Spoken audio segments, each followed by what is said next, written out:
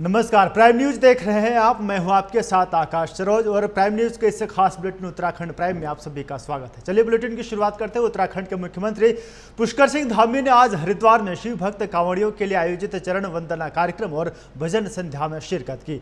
मुख्यमंत्री ने सम्मान स्वरूप कांवड़ियों को गंगाजल, रुद्राक्ष माला, फल आदि भेंट कर उनका स्वागत किया। मुख्यमंत्री धामी ने इसे भगवान भोलेनाथ की सेवा के बराबर बताया। हरिद्वार कांवड़ मेले के तहत मुख्यमंत्री पुष्कर सिंह धामी ओम पुल के निकट गंगा के तट पहुंचे, जहां पर अलग अलग प्रदेशों से आए शिव भक्त कांवड़ियों के चरण धोकर उनका स्वागत किया और उनकी यात्रा मंगलमय हो इसकी कामना भी की। इस दौरान मुख्यमंत्री ने कहा कि शिव भक्तों का स्वागत अभिनंदन करके ऐसा लगता है जैसे हम भगवान भोलेनाथ की सेवा कर रहे हों।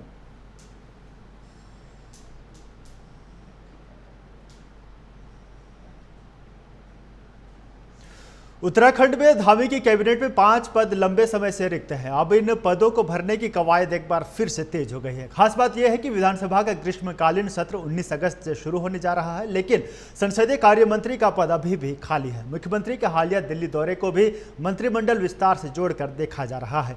सवाल यह है कि आखिर कब तक होगा धामी कैबिनेट का विस्तार।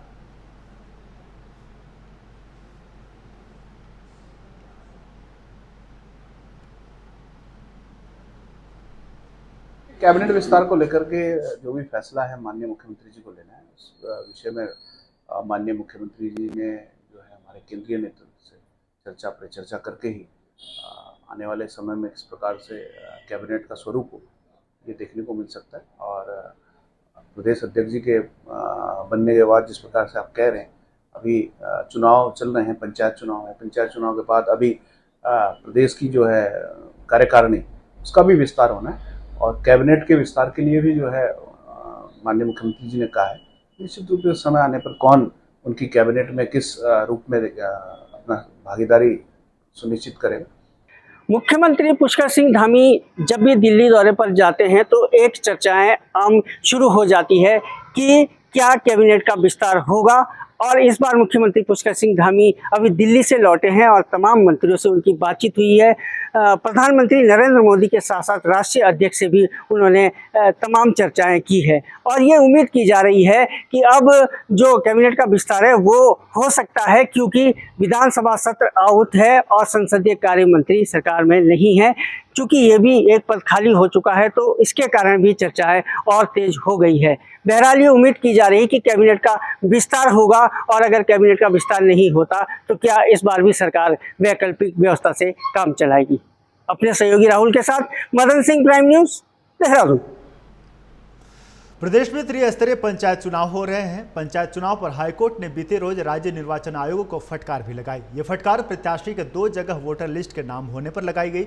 अब इसी विषय पर सत्ता पक्ष और विपक्ष में आपसी राजनीति तेज हो गई है। विपक्ष से पिरान कलियर से कांग्रेस विधायक फुरकान अहमद का कहना है कि कोर्ट की ओर से जिस प्रकार निर्वाचन आयोग को जो फटकार लगाई गई है वो बिल्कुल सही है। इसमें जो हाई कोर्ट ने फटकार लगाई वो सही लगाई सरकार को, क्योंकि इंसान का वोट एक जगह होना चाहिए। बहुत से कैंडिडेट को 2-2 जगह वोट है। मान लो जब शहर के चुनाव होते हैं तो शहर में चुनाव लड़ते भी हैं और वोट भी डालते हैं। जब पंचायत के चुनाव होते हैं तो पंचायत में देहात में अपना वोट भी डालते हैं और इलेक्शन भी लड़ने की तैयारी करते हैं। तो इंसान का वोट एक बार एक जगह होना चाहिए। तो और हमारी सरकार कांग्रेस पार्टी की तैयारी है, क्योंकि हम ज़्यादा से ज़्यादा हमारे जिला पंचायत के चेयरमैन बनेंगे, हमारे ब्लॉक प्रमुख बनेंगे, हमारे जिला पंचायत सदस्य बनेंगे, हमारे प्रधान लोग बनेंगे, क्योंकि सबसे पहली जो सीढ़ी होती है पंचायत चुनाव की होती है। तो पंचायत में हमारा अच्छा प्रदर्शन होगा। हमारी कांग्रेस पार्टी को काफ़ी सीटें मिलेंगी। खबर राजधानी देहरादून से है, जहां पर कैबिनेट मंत्री प्रेमचंद अग्रवाल को पहाड़ियों के खिलाफ बयानबाजी करने के बाद कैबिनेट पद से हटा दिया गया था। तो वहीं दूसरी तरफ अब सवाल उठ रहे हैं कि गैरसैंण में होने वाले सत्र में संसदीय कार्य मंत्री की जिम्मेदारी कौन निभाएगा, जिसको लेकर महेंद्र भट्ट ने कहा है कि मुख्यमंत्री हर फैसला लेने के लिए सक्षम और स्वतंत्र हैं और अभी गैरसैंण सत्र को 1 महीना बाकी है। साथ ही महेंद्र भट्ट ने यह भी कहा कि जल्द ही सीएम इसका फैसला भी लेंगे कि कौन संसदीय कार्य मंत्री की जिम्मेदारी संभालेगा। माननीय मुख्यमंत्री जी हर चीज के निर्णय लेने के स्वतंत्र है। सदन की कार्रवाई अभी 1 माह शेष है। बहुत जल्दी माननीय मुख्यमंत्री जी कौन से कार्य मंत्री होंगे उसकी विरोध में घोषणा करेंगे। हाँ, ये बड़ी बात है, इस बार का सत्र ग्रीष्मकाल राजधानी गैरसैंण में होने जा रहा है। इस निर्णय के लिए मुख्यमंत्री जी का हम स्वागत आभार। पौड़ी जिले की चौबट्टा खाल विधानसभा में पंचायत चुनावी हलचल तेज हो गई है। निवर्तमान जिला पंचायत अध्यक्ष शांति देवी एक बार फिर से बीजेपी समर्थित प्रत्याशी के रूप में सिली 24 वार्ड से मैदान में है। डोर टू डोर कैंपेन के साथ जनसभाओं का भी सिलसिला लगातार जोरों पर है। आज वो अपने मायके थकुलसारी पहुंची, जहां पर ग्रामीणों के साथ एक पेड़ मां के नाम थीम पर पौधारोपण कर पर्यावरण संरक्षण का संदेश दिया और हरेला पर्व की भी शुभकामनाएं देते हुए धूमधाम से मनाया। इस मौके पर उन्होंने कहा कि जब नारी सशक्त होती है तो देश भी सशक्त बनता है। साथ ही बीजेपी के त्रिस्तरीय पंचायत चुनाव में भारी जीत का दावा भी किया।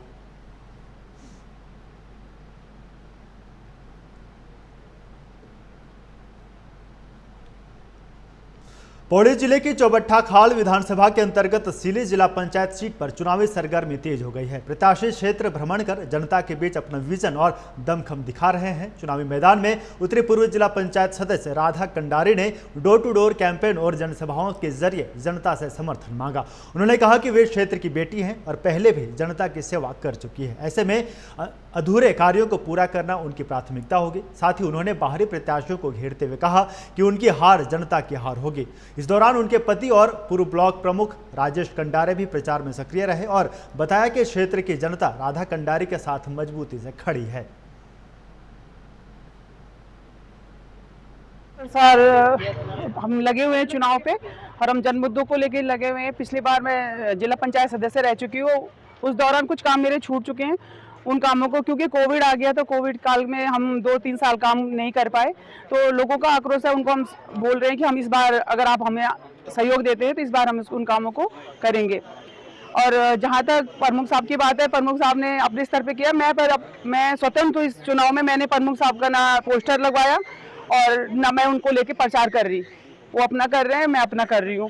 तो जैसे अब लोगों ने अपने पतियों के पोस्टर पर अपने पतियों की फोटो लगा रखी है, तो मैंने एज ए प्रमुख भी मैंने उनकी फोटो नहीं लगवाई है। तो मैं स्वतंत्र हूँ इस चुनाव में अपने उससे लड़ने के लिए। उत्तराखंड राज्य पूर्व सैनिक कल्याण सलाहकार परिषद के अध्यक्ष कर्नल अजय कोठियाल ने एक ऐतिहासिक और मिसाल बनने वाला फैसला लिया है। उन्होंने परिषद अध्यक्ष के रूप में मिलने वाले सभी सरकारी सुख सुविधाएं लेने से इनकार कर दिया है। कर्नल कोठियाल ने सैनिक कल्याण निदेशालय को भेजे गए एक पत्र में अनुरोध किया है कि इस मद में खर्च होने वाले करीब 36.28 लाख रुपये पूर्व सैनिकों के कल्याण के लिए संचालित योजनाओं में लगाया जाए। उनके इस फैसले की चारों तरफ सराहना हो रही है और सोशल मीडिया पर उनका पत्र वायरल हो रहा है। उन्होंने कहा कि वे सरकारी सुख सुविधाएं लेने से लेंगे नहीं, बल्कि सेवा भाव के से काम करने के लिए इस पद पर हैं।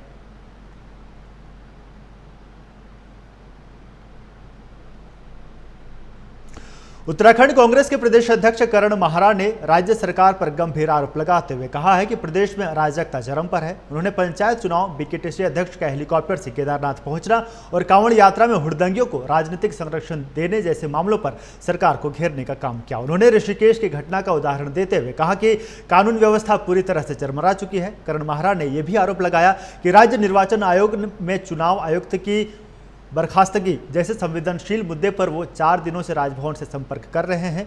पत्राचार भी किया, लेकिन उन्हें मिलने का समय तक नहीं मिला। उन्होंने इसे लोकतंत्र की हत्या बताते हुए राजभवन के पास 5 घंटे मौन उपवास रखा। देखिए, बड़ा हंगामेदार ये विधानसभा सत्र रहने वाला है।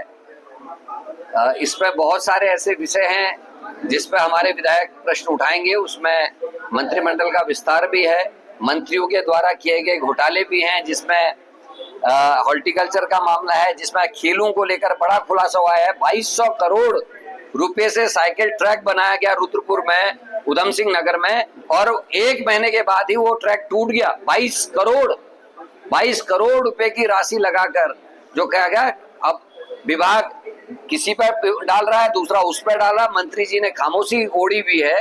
ये सारे विषय ऐसे हैं जिस पे खुलकर हमारे कांग्रेस के विधायक इस बार विधानसभा में सरकार को घेरने का काम। इधर विकासनगर में एसडीएम विनोद कुमार ने अपने कर्तव्य के प्रति जो समर्पण और संवेदनशीलता दिखाई वो काबिल तारीफ है। गहरी खाई, दुर्गम रास्ते और खतरे के बावजूद उन्होंने बटोली गांव पहुंचकर प्रशासन की योजनाओं को जमीन पर लागू करने का संकल्प दिखाया। इससे पहले जिलाधिकारी भी इस गाँव का दौरा कर चुके हैं। बटोली गाँव में पीने के पानी और बिजली की गंभीर समस्याएं हैं जिनके समाधान के लिए प्रशासन ने अस्थायी हेलीपैड बनाने की योजना शुरू की है। इसमें आपातकालीन राहत और बचाव कार्यों में तेजी आएगी। एसडीएम विनोद कुमार का एक कदम ग्रामीण इलाकों में बेहतर सेवा और सुरक्षा सुनिश्चित करने की दिशा में एक महत्वपूर्ण पहल माना जा रहा है।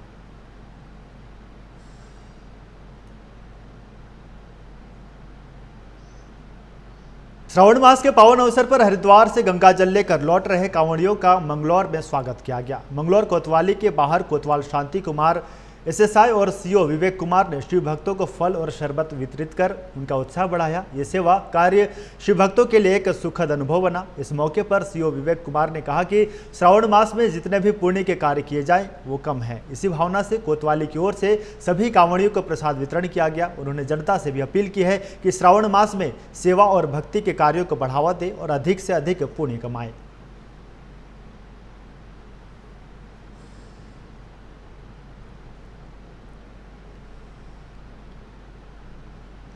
मानसून के चलते केदारनाथ में हेलीकॉप्टर सेवाओं पर प्रतिबंध लगा दिया गया है, लेकिन इसी बीच बद्री केदार मंदिर समिति के अध्यक्ष हेमंत द्विवेदी के हेलीकॉप्टर से कुछ वीआईपी मेहमानों के साथ यात्रा करने पर विवाद खड़ा हो गया।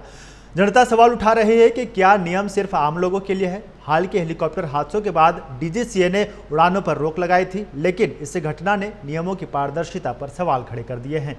इस पर प्रदेश महामंत्री आदित्य कोठारी ने सफाई दी है कि अध्यक्ष को केदारनाथ की व्यवस्थाओं की जिम्मेदारी दी गई है और उन्होंने जरूरी कार्य के तहत ये यात्रा की है। उनका कहना है कि हेमंत द्विवेदी की निष्ठा पर सवाल उठाना अनुचित है। कहते हैं सैया भय कोतवाल तो डर काहेगा। ये उत्तराखंड में जिस तरीके से आज वीआईपी कल्चर और वीवीआईपी कल्चर सत्ताधारियों के सर पे चढ़ के बोल रहा है, तो ये जो मुहावरा है ये चरितार्थ करता है भारतीय जनता पार्टी के लोगों के लिए। एक तरफ तो आम जनमानस के लिए, आम श्रद्धालुओं के लिए हेली सेवाएं जो है मौसम की वजह से और अन्य नियमों का पालन न करने की वजह से बंद कर दी गई है। दूसरी तरफ बीकेटीसी अध्यक्ष जो है वो अपने साथियों के साथ जो है केदार बाबा के दर्शन करने हेलीकॉप्टर से जाते हैं। तो ये दर्शाता है कि भारतीय जनता पार्टी एक तरफ आम जनता के हितों का हनन करती है, क्योंकि आपको पता है कि किस तरीके से जो है गणेश मर्तौलिया की नानी और बहन को जब एयर एम्बुलेंस की जरूरत थी तो सरकार ने नियमों का हवाला दे करके उन्हें वो प्रोवाइड नहीं करवाई, जिसकी वजह से उनकी मृत्यु हो गई। और दूसरी तरफ एक अपने वीआईपी व्यक्ति और उनके साथियों के लिए आपने हेली सेवाएं प्रोवाइड कर दी। तो ये दर्शा रहा है कि आम जनता के दुखों से, उनकी जो है उनकी तकलीफों से भारतीय जनता पार्टी को कोई सरोकार नहीं है। श्री बद्रीनाथ केदारनाथ मंदिर समिति के अध्यक्ष वहाँ की संपूर्ण व्यवस्थाओं को, श्री बद्रीनाथ धाम की, श्री केदारनाथ धाम की व्यवस्थाओं को देखने की जिम्मेदारी उनके ऊपर है। और मैं समझता हूँ कि कोई आवश्यक, कोई महत्वपूर्ण कार्य श्री केदारनाथ धाम में रहा होगा, जिसके कारण उन्होंने जो है वहाँ यात्रा की है। अभी इस विषय में विस्तृत जानकारी मुझे नहीं है कि किन परिस्थितियों में अध्यक्ष जी ने हेलीकॉप्टर से वहाँ यात्रा की है, लेकिन मेरा ये विश्वास है कि कहीं पर भी कोई नियमों के उल्लंघन का कोई विषय उनके मन में नहीं है और किसी भी साधन के दुरुपयोग का विषय भी उनके मन में नहीं है, क्योंकि जो हमारे अध्यक्ष हैं श्री हेमंत द्विवेदी जी, वो पूरे समर्पण के साथ में, पूरी निष्ठा के साथ में, और उन्होंने भगवान बद्रीनाथ केदारनाथ जी की सेवा का जो व्रत ठाना है, मुझे लगता है कि उनके समर्पण और उनकी निष्ठा के सामने इस प्रकार का प्रश्न चिन्ह उठाना मुझे लगता है उचित। किच्छा विधानसभा के प्रतापपुर 16 क्षेत्र से बीजेपी समर्थित जिला पंचायत सदस्य पद के उम्मीदवार जितेंद्र कुमार गौतम ने अपना चुनाव प्रचार तेज कर दिया है। उन्होंने शांतिपुरी नंबर 1 और 4 और जवाहर नगर समेत कई ग्रामीण क्षेत्रों में जाकर लोगों से मुलाकात की और जन समस्याएं सुनी। जितेंद्र गौतम ने जनता से 28 तारीख को अधिक मतदान करने की अपील करते हुए वादा किया है कि जीतने के बाद हर समस्या का समाधान उनकी प्राथमिकता होगी। उन्होंने आरोप लगाया कि पिछले 25 वर्षों से कांग्रेस इस सीट पर काबिज रही, लेकिन क्षेत्र में कोई ठोस विकास कार्य नहीं हुआ। सड़कों की दुर्दशा, बिजली पानी की किल्लत और सरकारी योजनाओं का लाभ न मिलना जैसे मुद्दों को उन्होंने प्रमुखता से उठाया। जो लोग ये कह रहे हैं बाहर के हैं, क्योंकि ये सीट जो जिला पंचायत की सीट है, ये कोई एक दो गांव की सीट नहीं होती है, इसका क्षेत्र बहुत बड़ा होता है। और मैं भारतीय जनता पार्टी का किच्छा ग्रामीण मंडल अध्यक्ष भी हूँ, और किच्छा ग्रामीण मंडल अध्यक्ष होने के नाते मैं कहाँ से बाहर का हो गया, मैं इसी विधानसभा का हूँ। प्रतापपुर में मेरा घर है, मेरे अंकल रहते हैं, मेरे चाचा प्रतापपुर में रहते हैं, हमारा बहुत पहले परिवार एक प्रतापपुर में रहता था, वो अभी भी हमारे वहाँ रहते हैं। कहाँ से मैं बाहर का हूँ, मेरा नारायणपुर कॉलोनी में भी प्लॉट है, वहाँ हमने एक ऑफिस भी अपना ले रखा है। और मेरे चाचा बहुत पुराने हैं जो प्रतापपुर में रहते हैं। और जो लोग ये कह रहे हैं कि बाहर के हैं, जो यहाँ के होने के नाते, जो इस क्षेत्र के होने के नाते, वो एक बार भी लोगों के बीच में नहीं गए हैं। तो उत्तराखंड प्राइम में फिलहाल मेरे साथ इतना ही। आगे भी खबरों का सिलसिला जारी रहेगा। देखते रहिए प्राइम न्यूज़। नमस्कार।